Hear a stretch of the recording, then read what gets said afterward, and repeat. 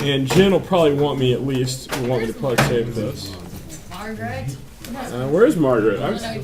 She was here. Margaret was fine yesterday. She was here. Margaret.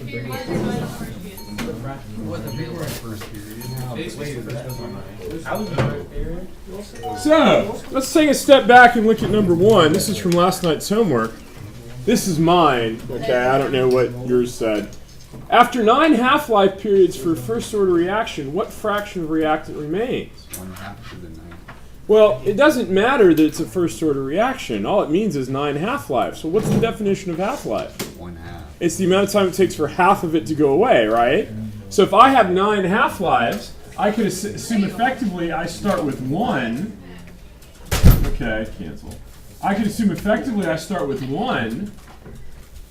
And after 1 half-life, I'd have a half of that. After a second half-life, I'd have a half of a half, which is a fourth. Then after the next half-life, I'd have a half of a fourth, which is an 8. And you keep seeing how this goes and goes and goes, right? Every time you lose half of what you had before. And so therefore, the next one I'd have half of an 8th. Half of an 8th is what? 16th. Then I'd have half of a 16th, which is a 32nd. Now I've done 1, 2, 3, 4, 5. I'd have half of a 32nd, which is a 64th. And you see how this keeps going. 1, 2, 3, 4, 5, 6, 7. I've still got 2 more to go. But there's a pattern here. Because each time I'm just taking half of half of half of half of half. This is 1 over 2 to the first. This is 1 over 2 to the second. This is 1 over 2 to the third. Blah, blah, blah, blah, blah. So after 9 half-lives, I should have 1 over 2 to the 9th power. That's what would be left. Because every time in a half-life, you have half of what you had before. That's the definition of half-life. So therefore, the answer to this problem, the fact that it says it's first order, is irrelevant. All it says is, how much stuff do I have? Well, every time after a half-life, you have half of what you had before. So in my case, the answer would be 1/2 to the 9th power. Even if it says second. I could care less. It doesn't matter what the order is. They just threw that in there to make it sound complicated. It doesn't matter. After a half-life, by definition, I have half of what I had before. It doesn't matter if it's first order, second order, 35th order. It makes absolutely no difference.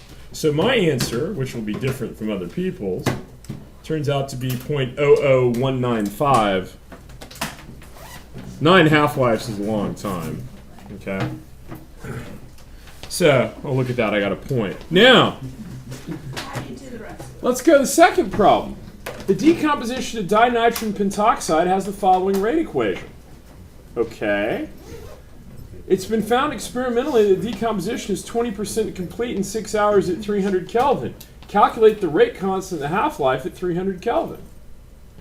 Uh-oh. Uh-oh. Well, let's think about what I do know. All right, what do I know? And I went ahead and copied this one over, same problem, okay? What do I know in this problem?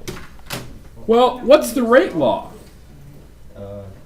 Write this again for me right here. This part right there.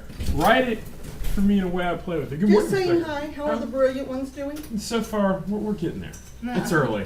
Okay, it's early. So But by May they'll be brilliant. yeah, hopefully we'll get there to say. I'll come tie a little bit on top of that. Everything okay in there? You good? Oh, yeah, Okay, good. it's All right, good. so good. Now, so what does this really mean? What are they telling you right there? That it is.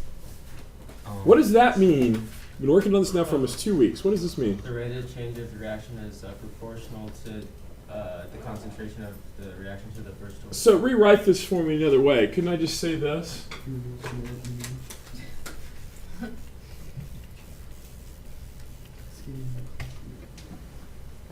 Isn't that what they're saying?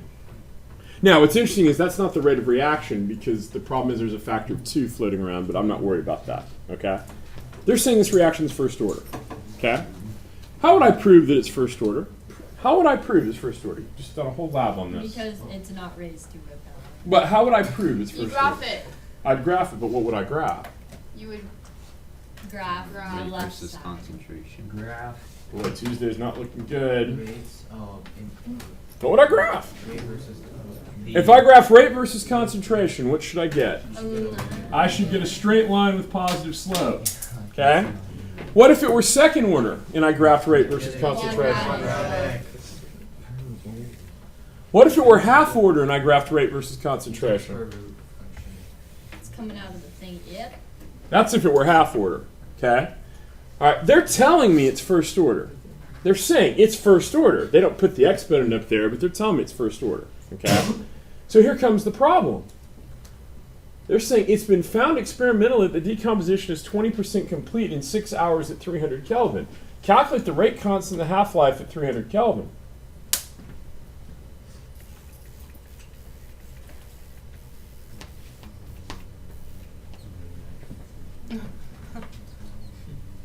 I don't know how to do this. Do you know how to do it? Well, I could give it a shot. You can give it a shot. I like the confidence. Okay. Do you know how to do it? Nope. Do you know how to do it? Okay. What's the symbol? Give me quickly. Krypton. K. R. We're getting there. By the end of the year, we'll get that down. Okay. It's okay. All right. Do you know how to do it? Do you know how to do it? I already know the answer to that. Do you know how to do it? Oh. Do you know how to do it? I don't. Do you? I don't. Oh my God. Why don't you? Why don't I? Yeah. I'll bet I can figure it out. Do you mind if I Okay. run away and work at McDonald's Nope. and be a hobo? You could. And you know what? If you do that, you won't have to worry about this. Okay? I'm too dumb Can- to. Okay. Now, to work at McDonald's and be a hobo? That's what it sounded like. Now, let's look at the next one. I'm confused. I really hope this doesn't show up in a test, but let me tell you something. It will. All right. Can we look at the next one? Let's just look at the next one. Sulfuric chloride decomposes to sulfur dioxide and chlorine by the reaction in the gas phase. The following pressure data were obtained when a sample containing this many moles was heated to 600 Kelvin in a 0.5 liter container. The rate is defined below. They tell you again, what's the... All right, so here's the rate. Uh-oh. They give me data. That's not. Huh. And what are they asking? Determine the value of the rate constant.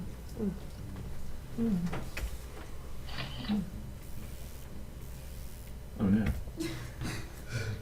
Not even. Ah.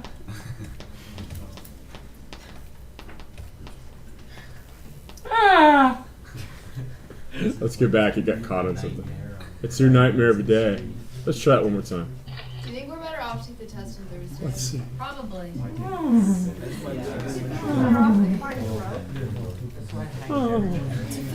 Okay.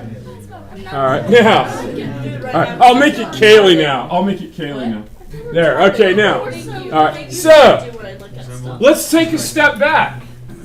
On the last problem, they told me it was first order, right? They said to me, it is first order. What have they not even told you here? That it's first. They haven't even told me it's first order. I don't even know what the order is. And what's even worse, what have they given me? Data. They've given me data. All right. Everyone has their computer here. You have 60 seconds to graph that data on Logger Pro. Okay? Oh. What's wrong? Should I? I need like 2 seconds. Yeah, you do need an app. You two can just hold. Don't worry about it. Just go with Chris, and you can work with Eris real fast, okay? You got 60 seconds to graph that and tell me what it looks like. So can you see it? You need me to blow it up for you? Okay. Isn't this like integrated? Okay, just grab it. You got 60 seconds just to graph the data. Mr. Price, wouldn't that be the integrated rate? I don't know. That's what I said, William. I don't know. Guess you're doing jokes. Okay? All right. Oh wait. Graph it in Logger Pro. Just graph the data. You got 60 It's seconds. yeah. Will you send me that real fast? Will you email it to me? Yeah. Save it and email it to me. Okay. Do I have to have all the like? No, just send me the data so I don't have to type it in. I'm just using it as my slip. What? Okay. Wait, I didn't remember the X. That's why. Yeah, Yeah. time is up. Will I make it? Done. Whoa, I won't be so sure about How do you change the color of the dots again? You have to go to the options menu up top. Go to the options for the column. You can change the color of the dots and stuff. Okay. All right. All right. So you sent it to me. Yeah. Okay. Let's see. See if Margot sent it to me. Oh, I me. haven't gotten it yet. I haven't sent it to you. Hey, Margaret, did you tell them about what some of the other AP chemistry teachers do from our conversation yesterday? Oh yeah, they have your grade and then no, they divide your grade by No, they take the square root of your grade and then multiply by 10 to Wow. your grade. So like if you get a 30, then you get a.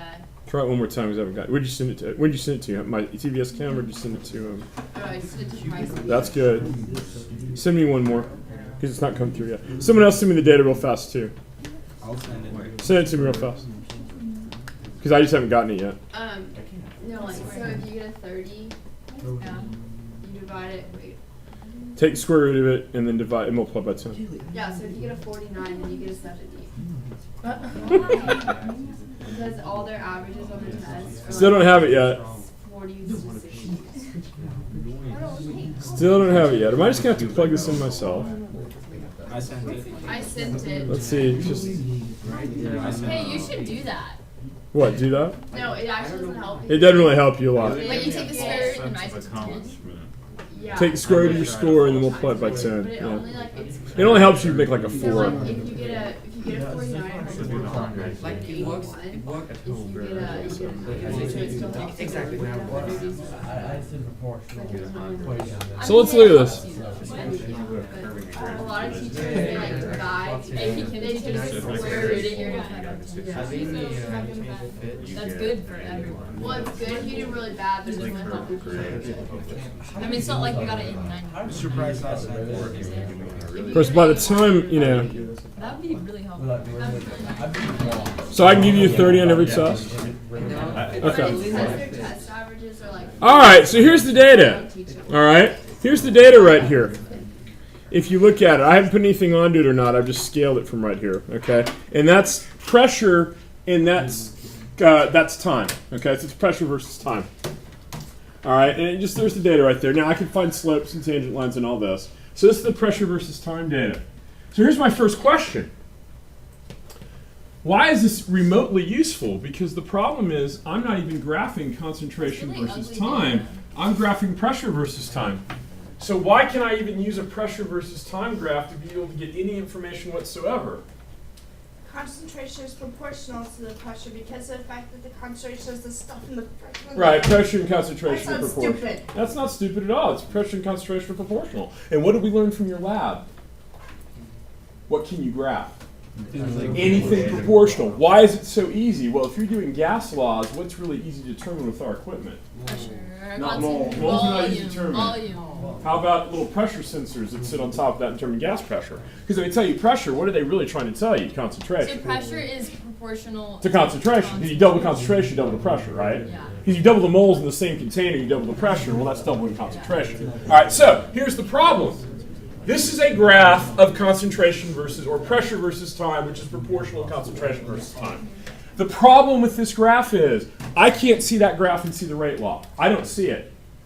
Because for me to see the rate law, what do I have to graph? Rate versus stuff. Concentration. Rate versus concentration, rate versus stuff. I'm fine with that. Say that one more time. Rate versus. Because Sam might graph on his test next week rate versus time, and I'll cry. Rate versus time doesn't get anything.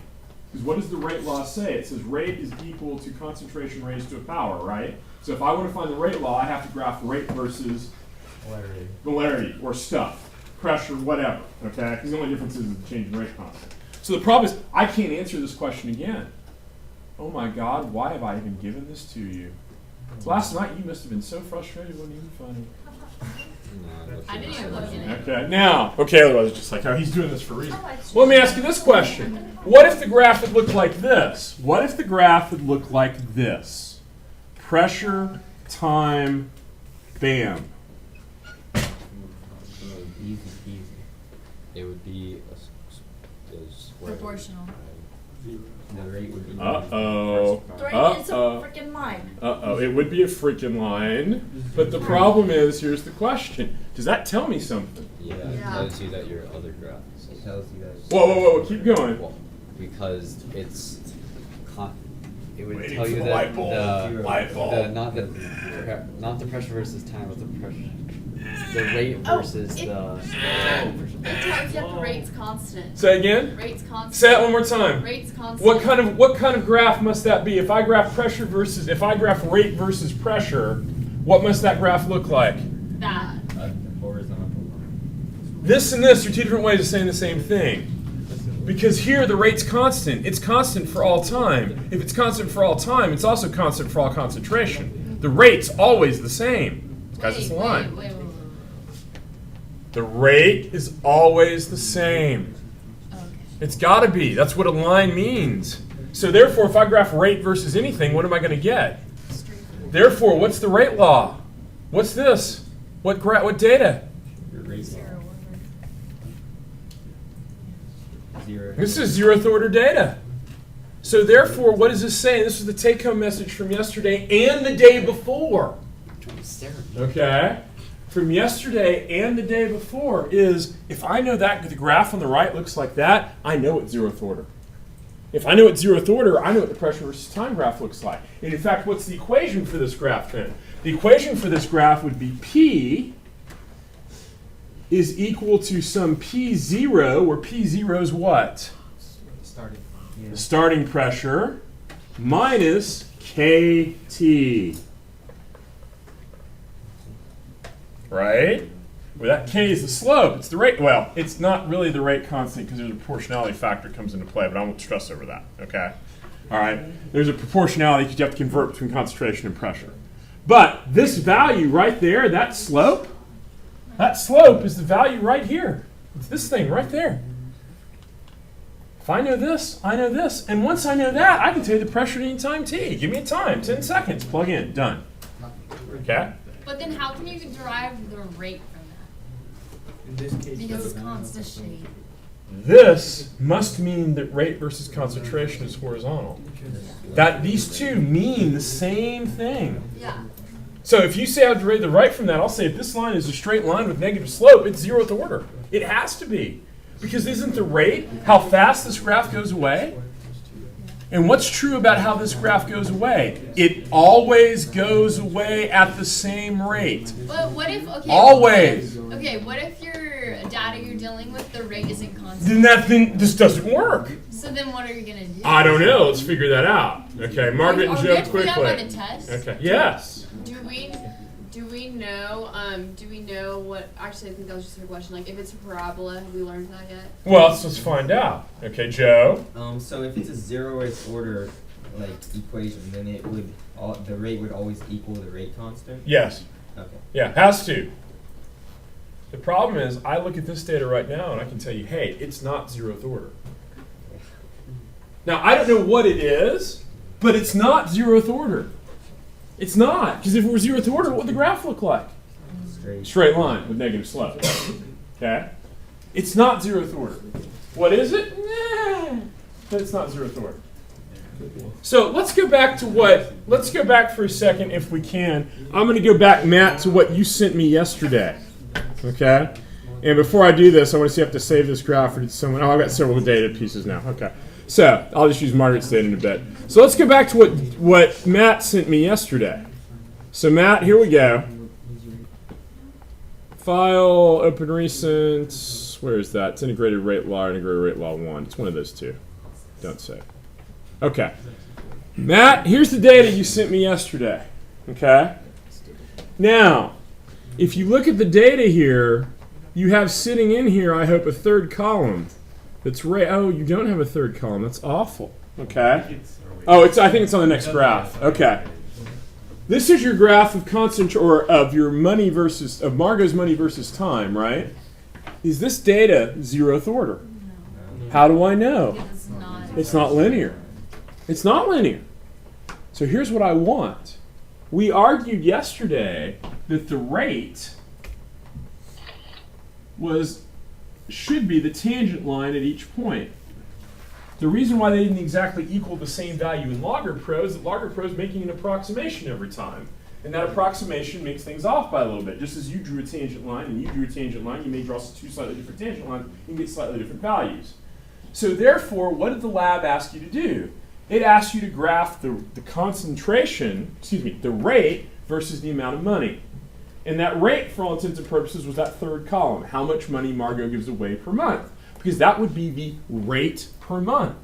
How much money did she give away the first month? $30. What's the rate per month? $30 per month, right? If I give you $30 away per 1 month, what's my rate? I gave $30 away that month. Okay?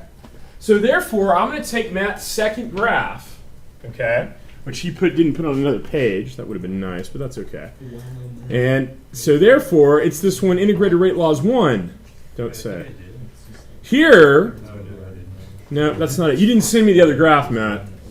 I don't have the other. Only one I have is that one. Is it not on like the next page? Well, let's find out. I think it is. Let's find out. I hope so. Oh, did you? Oh, there's a new data set. Ah, ancient Chinese secret, huh? I think there's one more page. Oh, let's see. Yeah. All right, so here's the problem is that, no, this isn't right. This isn't rate versus money. What? There we go. Okay. There's a lot of stuff going on here, Matt. Okay, now, so this graph, this is why labels are useful. This graph right here, I don't even can't see. This is a problem with not labeling our axes. I have no idea what this data represents. Okay, so therefore I have absolutely no clue. Let's go to more here. So this is data set 3y. Okay, this is why we actually. This is all right. So this is. I'll tell you right now. This is the rate. I can tell you that, and this is money. This is time. Okay, so this axis here is time. So I'm going to go actually put that down. I can tell that because that's time. Okay? So here's rate versus time. Here's money versus time. So I want you to look at this. This is Margot's money as a function of time. And this is the rate at which she loses money as a function of time. All right? Here's money versus time. Here's rate at which she loses money versus time. Notice any similarities? They look the same. Let me do it one more time. Rate versus time. I'm going to kill the curve fit. Usama, close your eyes. Okay? Close your eyes, Usama. All right? Which graph is this? Rate or money versus time? I don't know. Ah. Close your eyes again. Which graph is it? Rate or money versus time? I don't know. You can't tell, can you? The only thing that you can come into play a little bit from right here is that the only thing you can tell is look at the scales. What's the maximum value here? Is 1,000. What's the maximum value there? 100. But besides that, what's true about the two graphs? They're the same. Now watch this. This is rate versus time. I'm going to go to rate versus money.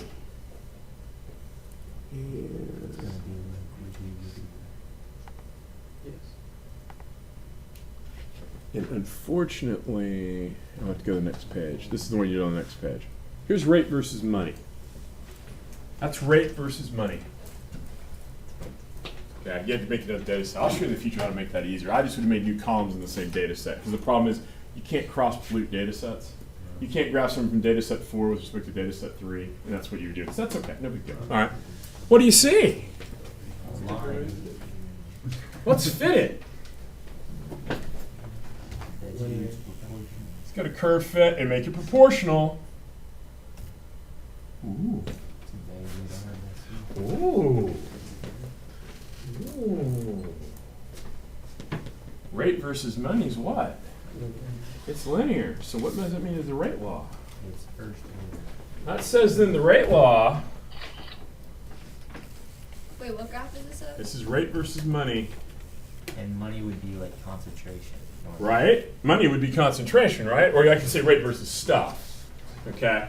It's hard to talk about concentration of money. You think about the amount of money in the room. Okay?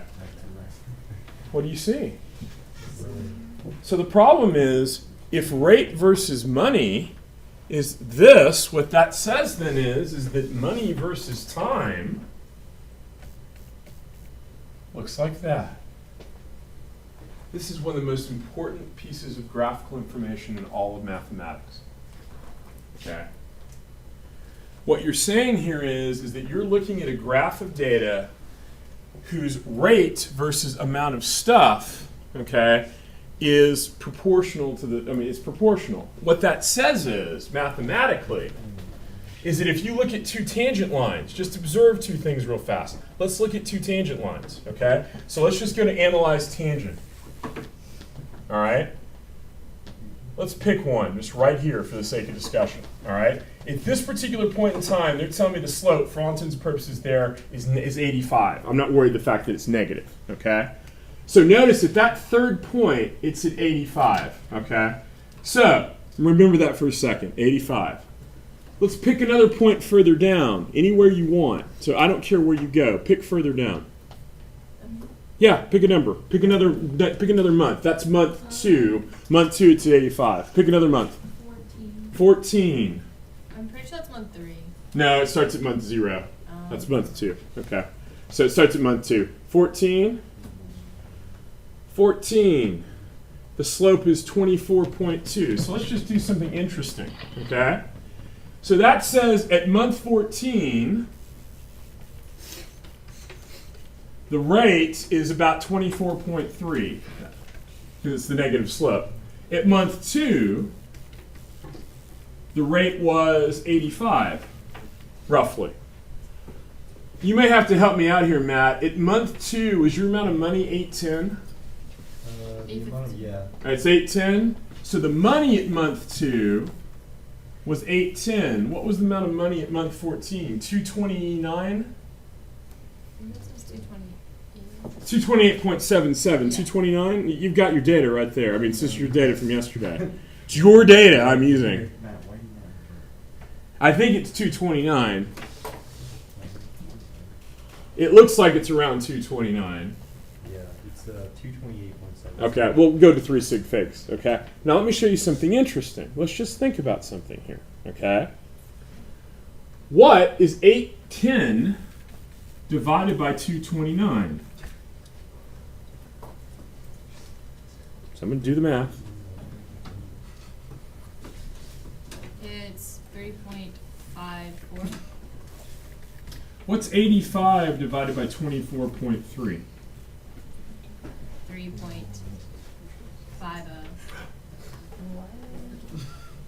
Let me say that again. What's 85? What's 810 divided by 229? It's 3.54. 85 divided by 24.3. So if the rate is proportional to the concentration, if rate is proportional to stuff, you've done this before. What that says is that rate 2 over rate 1 equals to stuff 2 over stuff 1. Say hello to Gay-Lussac's law. P1 over V, P1 over, yeah, okay. P1 over T1 is P2 over T2. They're directly proportional. I took 2 rates, 2 concentrations, divided them. We got the same proportionality constant. In this case, it's about 3.5. Okay? That's what it means. This data means that the rate and the concentration are proportional. So we found that pressure and concentration are proportional and rate and concentration. Well, but when I say, in this case, all I'm saying is that your money is proportional to concentration. And it should be. Because how fast did you lose money? You were every month, every group has a every group said you're going to lose X amount of money per month, right? In Matt's case, you lost 10% of your money. And I forget in your case how much you lost, okay? It was different for every group. You lost a different amount of money per month. But what does this data say? It says that if I take the rate at which you lost money and divide it by how much money you have, that ratio for every data point is the same. That's hard to see with this graph, isn't it? But what did I do? When I graphed rate versus stuff, what immediately popped up? A line. It had to be a line because you set the data to be that way. Because it's a constant. Right. Because the percent you're losing. Yeah, is it's the same every month. In the zeroth order reaction, it's not the percent that is the same every month. You're losing the same amount every month, not the same percent. Okay? But the real question is, what sort of mathematical function has this special property that the rate is proportional to where you are on the graph? There's one type of function in mathematics that does that. Devesh? It's exponential decay. And how can I tell you it's exponential decay? Well, watch this. Let's go to analyze. Curve fit. And if I go to curve fit here, I'm going to go down. You try any other curve fit, it won't work except for one. And that curve fit, I'm going to define it here just to make it a little bit easier. Where are you? Natural exponent. Okay? And don't worry about the factors here. It's just going to be a plus cx. So I'm going to define a function to get rid of the b. And I'm going to call this Devesh. So I just remember what it is. Okay, and try fit. It's thinking. Look at that. Ooh, me like it. What? What's the definition of that? It's the natural exponent. But look at it. I'll draw it for you. Okay? There's the fit. What does that mean mathematically if we go back in time? Here's what it says. It says that Margot's money is equal to her initial amount of money, because look what A is. A is 1,000. How much money do you start with? 1,000. Money at time t equals 0 times e to the minus, in this case, 0.10, it's actually 0.11 to 2 sig figs, t. Now here's what's interesting. Let's go, look at this graph, okay? Money equals money 0, e to the minus 0.11 t. Okay? Focus in on this guy right here. That is the coefficient in front of t in the exponent of e. This is the base of the natural log. Okay? E is a number. It's 2 point... Devesh, 2 point... 7.18. It's 718 actually, but that's okay. E shows up all the time in mathematics. It's a really it's like the calculus version of pi. Okay.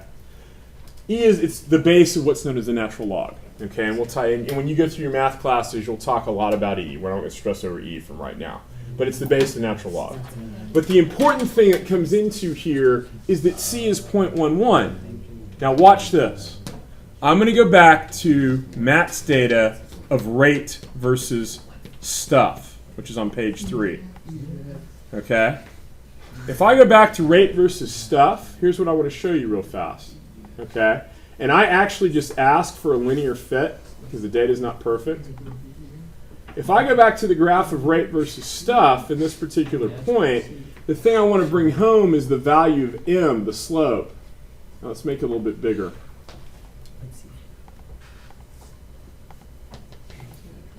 If you look at the value of the slope, notice exactly what the slope was right here. It's 0.10.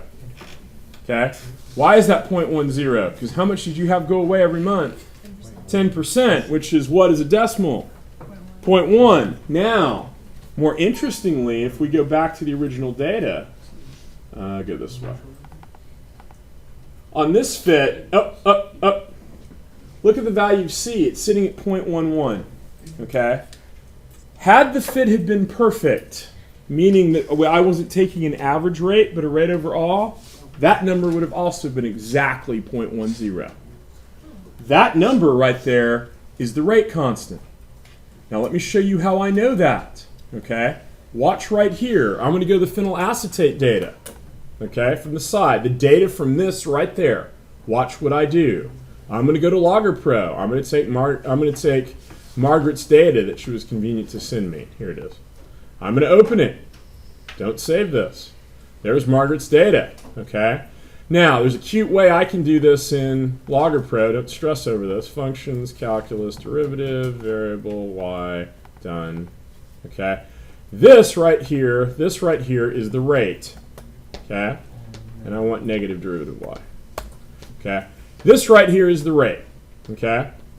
And if you look at something, if I insert a graph and just graph rate versus time, here's what I want you to notice. Now, it'll be a little bit messy, okay? And the reason why it's messy is because it's how it's determining the rate, all right?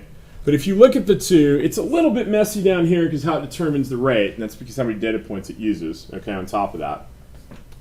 But the issue becomes, from that particular perspective, you notice, again, they have the same shape. Let's fit this data to exponential decay, okay? I'm going to fit the data that you typed in to exponential decay. It is a little bit messy. It's probably real data. Analyze. Curve fit. Natural exponent. There we go. And I'm going to get rid of the b because I don't want the b should be 0. So will you write out exponential decay's formula? Yeah, I will get it in a second. Try fit. Oh, look. It fits perfectly. Now, what's even more interesting, this is how it's trying to fit the data. This is the data of rate versus stuff. Notice there's some. It's supposed to be linear. You know why it's having issues with linearity? Because how did it find the slopes?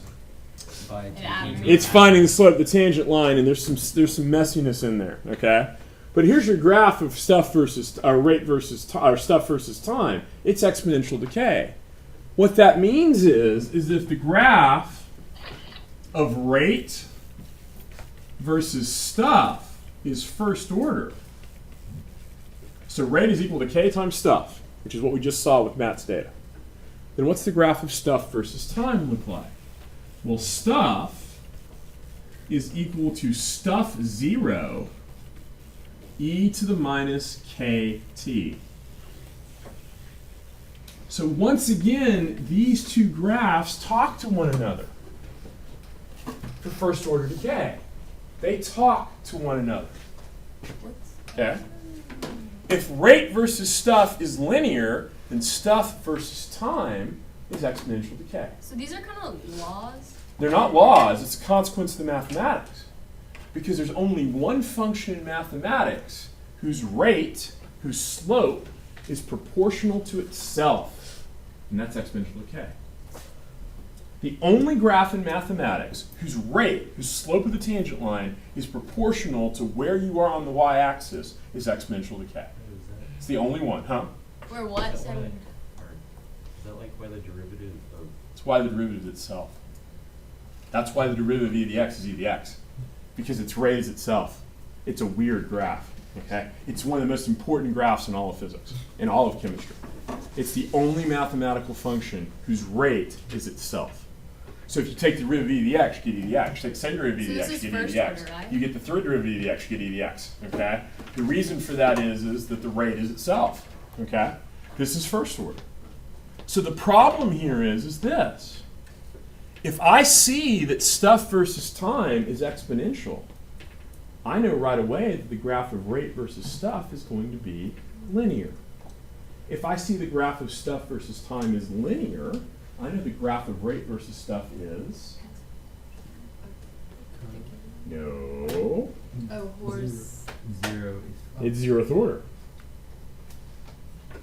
Here comes the question then. When someone asks me what the rate law is for a chemical reaction, I better do some graphing. But what do I have to graph? Only the I have a choice. I can graph rate versus stuff or stuff versus time. But what's the lab going to give me?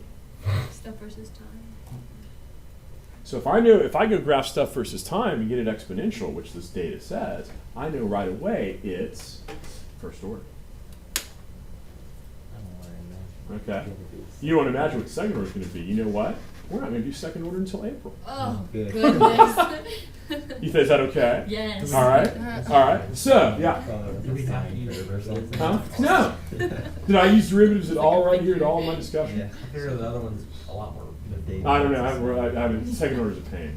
Just wait till you get third order. All right. Now, so let's go back to the WebAssign question. Let's go back to the WebAssign question. Why would you plug numbers in that? Well, yeah. Let's go back to the WebAssign question. Wait, why is the slope of the linear one, why is it positive if the rate's getting... Remember, by definition, rate's always positive. That's by definition. Well, yeah, but if the rate's getting less and less, wouldn't it look like that? But the problem is the concentration is also getting less and less. So the issue is that those points are closer to zero on the x-axis. You're inverted. The rate gets smaller when the closer to zero you are. The rate gets bigger the further away from zero you are. Oh. That's the reason why, because it's right. flipped. Okay. Now let's go back for a second. Watch me. Okay. Let's follow through. They just told us this is first order, have they not? So therefore, what is the graph of stuff versus time? It would be the concentration of N2O5 is equal to the initial concentration of N2O5 times e to the minus kt. I know this because they told me right here it's first order. And we just proved when it's first order, this is what the graph stuff versus time looks like. Okay? Now we have a math issue. It has been found experimentally that the decomposition is 20% complete at 6 hours at 300 Kelvin. Well, I'm not worried about temperature right now. So here's what it says. At 6 hours, I'm 20% complete.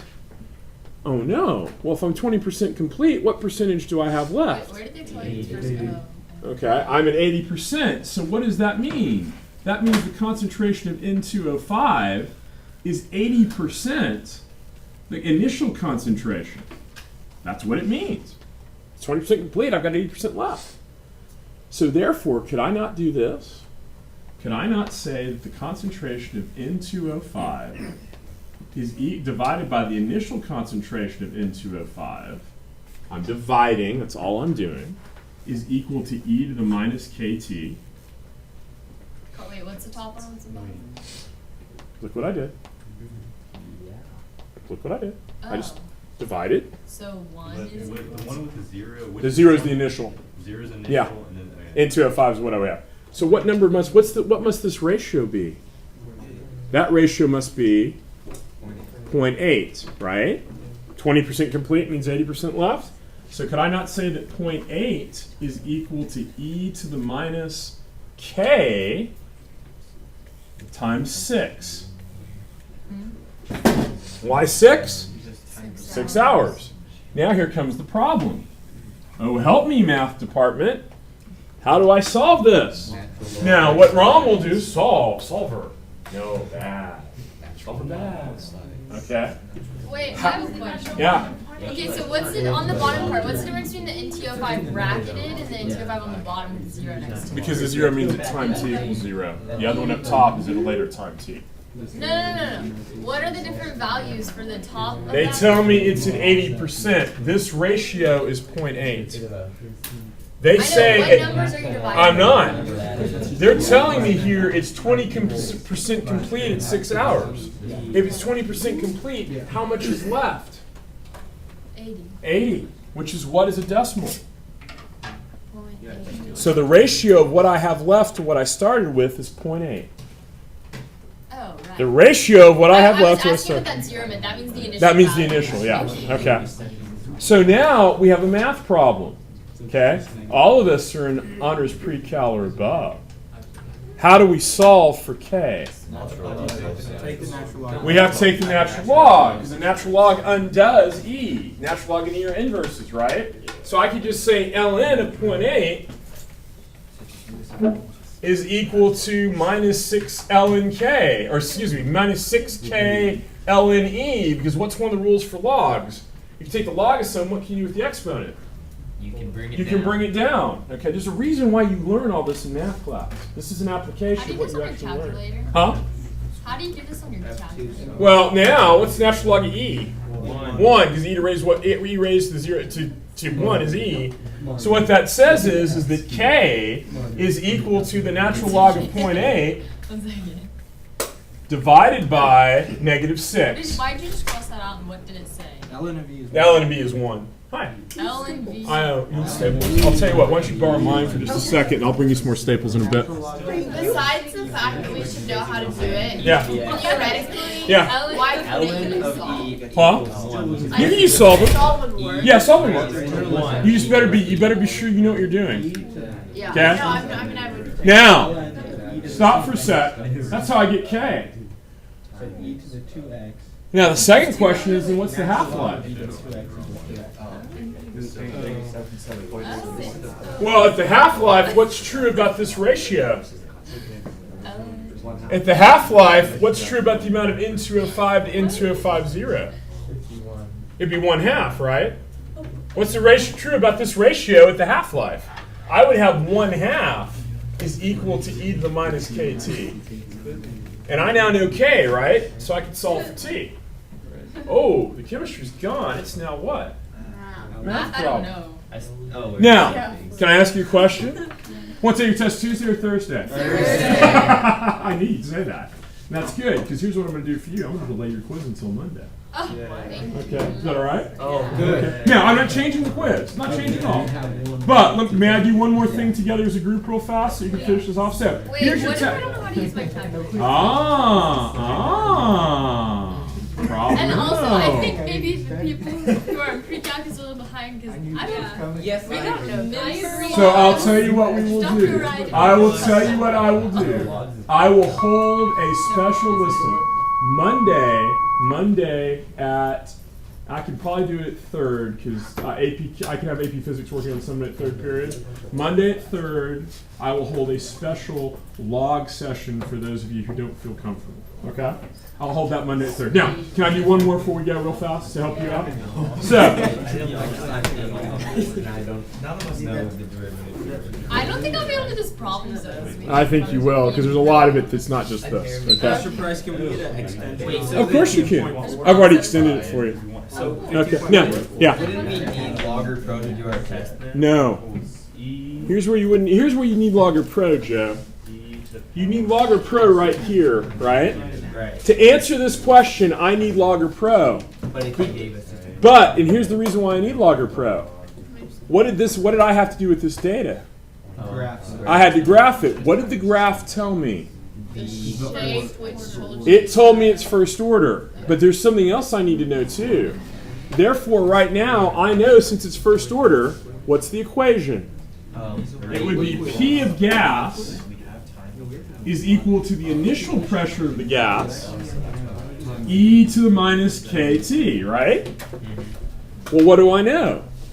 Do I know the initial pressure of the gas? Yeah. Pick a time, any time at all. Well, you know what? I'm not going to waste my time with this. I've done the graph.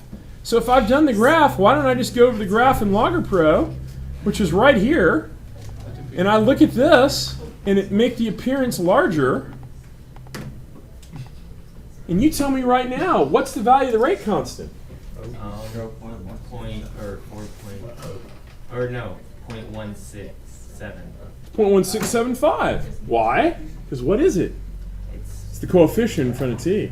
So it's 0.1675. So if I go back over here to Weber's line 15.5, and I go plug in 0.1675, Webstein's going to come back to me and go, "You're an idiot."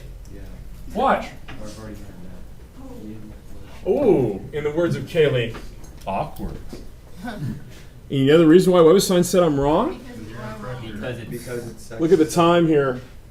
hours. What's the time here? Seconds. So this 0.1675, okay, is in the wrong units. Because this time here was in hours, and here it is in seconds. So I've got to figure out how to flip-flop that. Now, here's your task over the weekend, okay? Oh, let's go to the third one.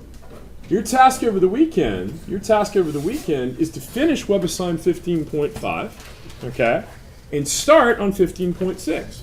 Your homework, I'm going to tell you right now, 15.6 is your homework before your exam. It's not changing. Not going up. We're not increasing anything. It's not changing, okay? But do you feel better for Thursday than you do on Tuesday? Yeah. I thought I convinced you of that. So, on Monday, we will wrap this up, okay? On Monday, we'll wrap this up in this perspective, and I'll talk about one more thing. We will move your problem set day to Wednesday. Make sense? Okay? And that means your uranium reading will be due Tuesday. It is through page 150. So, and I'll put it up on the website too. On the bottom left-hand corner of page 150, there's a little comic symbol. Stop right there. Wait, so when is the problem set? It will not be due. I will push it to be due the night before or the morning of your test. Morning. Because I've done the same rules before. All right? Feel better about that? I thought you might. Here's my lab. Okay. I would like your lab by the end of the day, please.